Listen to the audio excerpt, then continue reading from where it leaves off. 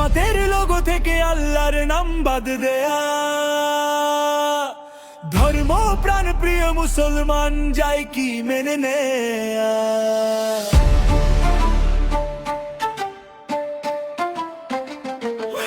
জামাতের লোগো থেকে কোরআনের আয়াত সরিয়ে ফেলা প্রিয় মুসলিম কিসের আলামত, সরিয়ে ফেলা রওজা মোবারকের সবুজ গম্বুজ, নবীজির সাথে কেমন বেয়াদবি হর রোজ।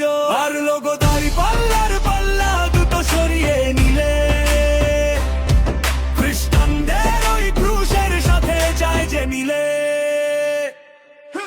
মুনাফিকও ছিল নবীর সঙ্গী সাচ্চা মুসলিম বেশে, তাদের থেকে সতর্ক করেছেন নবীজি দিন শেষে। ধর্মের কথা বলে দলে যারা টানতে চায়, ধর্মের ধোয়া তুলে চায় ক্ষমতায় ভাগ বসায়, তাদের সবাই না বলি